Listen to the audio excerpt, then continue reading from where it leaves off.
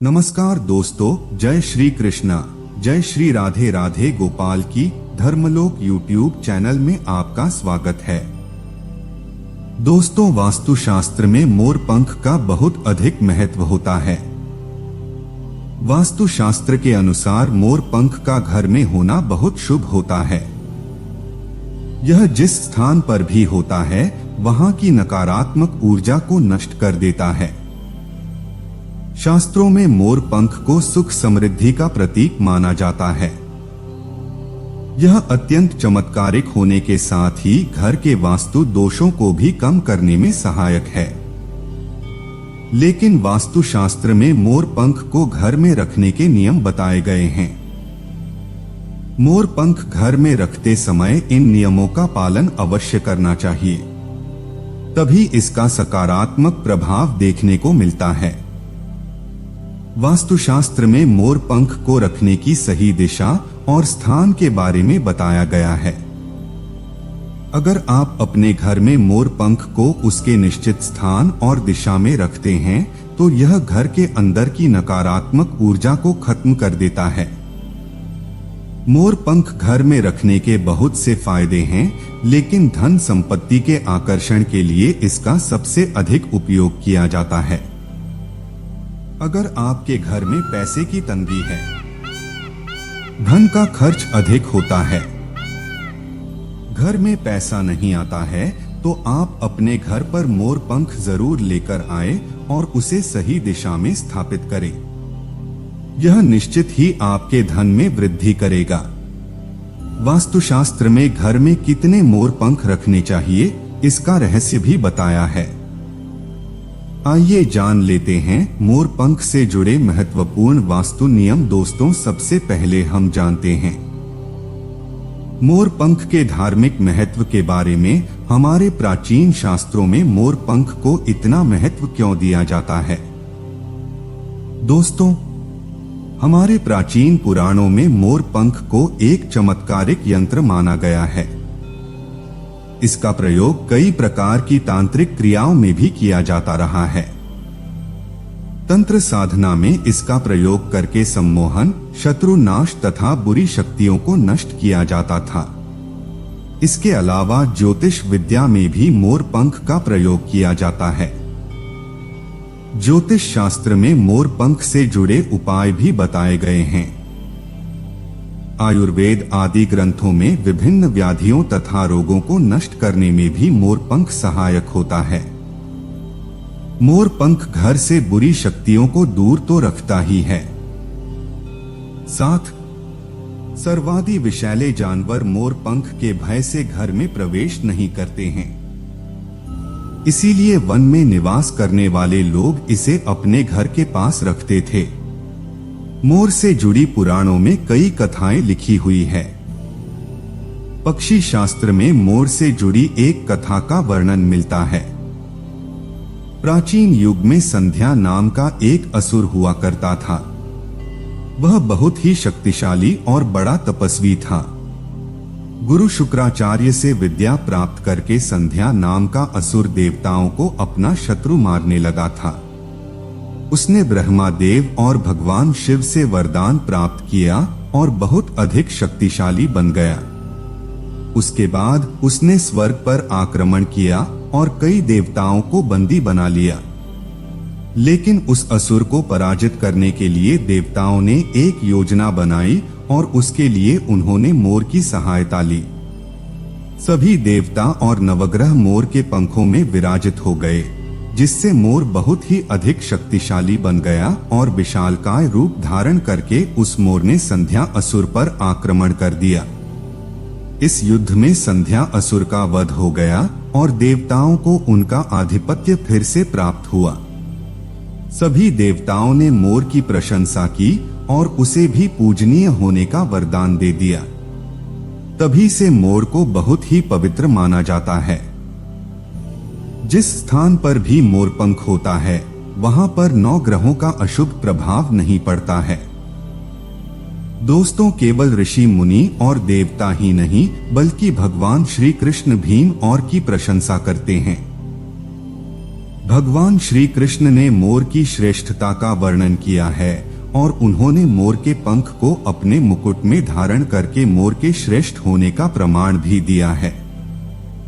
मोर पंख के बिना भगवान श्री कृष्ण कहीं पर भी नहीं जाते हैं। श्री कृष्ण कहते हैं, मोर शांति और प्रेम का प्रतीक है। मोर सुख समृद्धि का भी प्रतीक है। मोर का पंख मनुष्य की हर प्रकार की नकारात्मक शक्ति से रक्षा करता है। दोस्तों, मोर को विविध देवी देवताओं के प्रतीक के रूप में पुराणों में दिखाया गया है। महालक्ष्मी देवी सरस्वती, भगवान श्री गणेश, भगवान कार्तिकेय जी, ऐसे अनेक देवी देवताओं का संबंध मोर से जोड़कर दिखाया जाता है। मां लक्ष्मी धन संपत्ति ऐश्वर्य प्रदान करने वाली देवी है। मां लक्ष्मी को मोर पंख अत्यंत प्रिय है। मां लक्ष्मी के पास मोर पंख रखने से माता प्रसन्न होती है। माता सरस्वती का वाहन मोर है। इसीलिए विद्यार्थियों को अपने पास मोर पंख अवश्य रखना चाहिए। यदि आप घर में बांसुरी में मोर पंख डालकर अपने घर में रखते हैं तो इससे परिवार में सुख शांति का वातावरण निर्माण होता है। दोस्तों, हमारा घर एक मंदिर की तरह होता है। अगर इसमें रहने वाले सदस्य रोज आपस में झगड़ा करने लगे तो यह मंदिर कम, युद्ध का मैदान अधिक लगने लगता है। घर में कलेश और झगड़े होने के कई कारण हो सकते हैं, लेकिन सबसे बड़ा कारण होता घर में नकारात्मक ऊर्जा का प्रवेश करना। लेकिन हमारे घर में यह नकारात्मक ऊर्जा आखिर कहां से प्रवेश करती है और इस नकारात्मक ऊर्जा को दूर करने के लिए कौन से उपाय करने चाहिए? वास्तुशास्त्र के अनुसार प्रत्येक घर में नकारात्मक ऊर्जा फैलाने वाली चीजें मौजूद होती है। इन वस्तुओं के बिना हमारा घर चल नहीं पाता है। इन वस्तुओं को तो हम घर से बाहर नहीं निकाल सकते हैं, लेकिन उस नकारात्मक ऊर्जा को अवश्य बाहर निकाल सकते हैं। इसके लिए हमें मोर पंख का प्रयोग करना चाहिए। आप फ्री मोर पंख ले और उसे अपने घर के मुख्य द्वार के पास हवा में जोर जोर से हिलाए। इससे आपके घर के अंदर की नकारात्मक ऊर्जा आपके घर से बाहर चली जाएगी। अगर आप रोज सुबह ऐसा करते हैं तो आपके घर के अंदर की संपूर्ण नकारात्मक ऊर्जा धीरे धीरे समाप्त हो जाएगी और आपके घर में सकारात्मक वातावरण का निर्माण होगा। इसी बात को ध्यान रखते हुए आज हम आपको बताएंगे कि घर में वह कौन सी 3 जगह है जहां पर आपको मोर पंख जरूर रखना चाहिए, और इन जगहों पर अगर आप मोर पंख रख देते हैं तो आपके घर में भी सबसे अधिक सकारात्मक ऊर्जा बनी रहेंगी। सबसे पहली बात, घर से नकारात्मक ऊर्जा को दूर करने के लिए अगर घर में नकारात्मक ऊर्जा है और परिवार के सदस्यों की तरक्की में अड़चनें निर्माण हो रही है तो आप अपने मुख्य द्वार के ऊपर गणेश जी की प्रतिमा रखें और प्रतिमा की दोनों ओर मोर पंख अवश्य रखें। इससे आपके घर में किसी भी प्रकार की नकारात्मक ऊर्जा प्रवेश नहीं कर पाएगी। यदि आपका मुख्य द्वार वास्तुशास्त्र के नियमों के विरुद्ध है तो आप मुख्य द्वार पर तरी मोर पंख अवश्य रखें। इससे वास्तु दोष समाप्त हो जाएंगे। दूसरी बात, ग्रहों के दुष्प्रभाव से बचने के लिए अगर घर के सदस्यों पर ग्रहों का दुष्प्रभाव अथवा ग्रहों की स्थिति खराब चल रही है तो मोर पंख ले और उस पर गंगाजल अथवा शुद्ध जल का छिड़काव करें। फिर ऐसे स्थान पर रख दें जहां पर यह किसी को दिखाई ना दे। इस ग्रह शांत होने में मदद मिलती है। तीसरी बात, बुरी नजर से बचने के लिए अगर घर के किसी सदस्य अथवा बालक को बुरी नजर लगी है या उस पर किसी की बुरी नजर का प्रभाव पड़ा है तो सोते समय उस व्यक्ति के तकिए के नीचे मोर पंख रखें और दूसरे दिन इसे किसी बहते जल में अथवा कुएं में डाल दें। इससे बुरी नजर उतर जाती है। चौथी बात, पढ़ाई में मन नहीं लगता। अगर घर के विद्यार्थियों का पढ़ाई में मन नहीं लगता है, उनकी याददाश्त कमजोर है, पढ़ाई करते समय बार बार नींद आती है, तो विद्यार्थियों को मां सरस्वती के सामने मोरपंख रखकर दूसरे दिन उस मोरपंख को अपनी किताबों में रखना चाहिए। इससे विद्यार्थियों में एकाग्रता बढ़ेगी और मां सरस्वती की कृपा बनी रहेगी। 5वां उपाय, दुष्ट शत्रुओं से छुटकारा पाने के लिए अगर कोई शत्रु जानबूझकर आपको परेशान कर रहा है और बार बार आपको नुकसान पहुंचाने का प्रयास करता है, मंगलवार के दिन हनुमान जी के मस्तक का सिंदूर मोरपंख पर लगाएं और सुबह के समय बिना नहाए ही इसे बहते हुए जल प्रवाह में अथवा कुएं में डाल दें। इससे शत्रुओं से छुटकारा मिलता है। 6ठी बात, मनवांछित फल प्राप्ति के लिए अगर मन की कोई इच्छा अधूरी है, कई दिनों तक कोशिश करने के पश्चात भी मनवांछित फल प्राप्त नहीं होता है, कार्यों में बार बार रुकावट आ रही है, तो आप राधा कृष्ण के मंदिर में जाकर भगवान श्री कृष्ण को मोरपंख चढ़ाएं अथवा घर में ही श्री कृष्ण की मूर्ति पर मोरपंख लगाएं और अपनी इच्छा उनके सामने प्रकट करें।